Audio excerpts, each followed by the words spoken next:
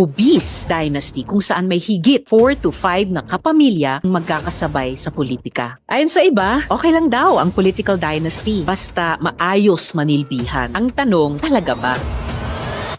38 years have passed since the Filipino people ratified the 1987 Constitution, where it is clearly stated that the state shall prohibit political dynasties as may be defined by law. Halos 40 anyos na yung utos ng saligang batas. Pero ayon mismo sa Philippine Center for Investigative Journalism, 113 sa 149 na syudad sa bansa ay kontrolado ng political dynasties. Habang hindi tayo magkasundo sa isang anti-political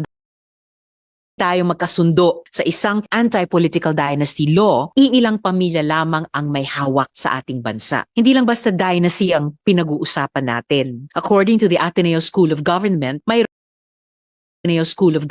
mayroong fat dynasty na 2 to 3 na miyembro ng isang pamilya ang sabay nanunungkulan. More recently, mayroon ding tinatawag na mga eksperto na obese dynasty kung saan may higit 4 to 5 na kapamilya ang magkakasabay sa politika. Maraming pag-aaral na nga ang nagulat na habang kumakalat ang mga dinastiya ay sabay namang bumababa ang kaayusan ng pamamahala at antas ng serbisyo sa publiko. Paano nga ba naman kasi ipagbabawal kung walang batas na may malinaw na kahulugan ng political dynasty? Yung limitasyon ba sa kamag-anak na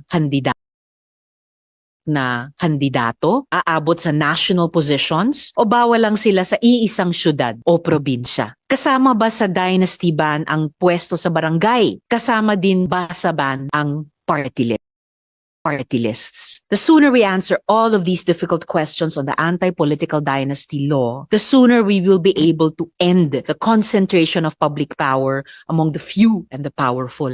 At madalas din, hindi lang politika ang saklaw nito, kundi pati sa negosyo at ari-arian mula agri, mining, real estate, pati mga kontrata ng gobyerno. Kaya hindi na rin maiwasang itanong gaano kalalim na ba ang kinalaman ng political dynasties sa paulit-ulit na problema natin sa korupsyon, sa kahirapan, sa mga napunadang proyekto, kahit yung kapalpakan sa flood control scam. The areas where there are fat dynasties are also areas where there are cases of procurement-related corruption. Galing yan mismo sa research ng PCIJ. Dapat tuparin na natin ang utos ng konstitusyon. I-define na natin. Tapusin na natin ang walang hanggang debate. That is clear to me. And to our committee chair, Senator Ping Lacson, we must fulfill the Constitution's mandate and now define and set the terms on what legally constitutes a political dynasty. Salamat po.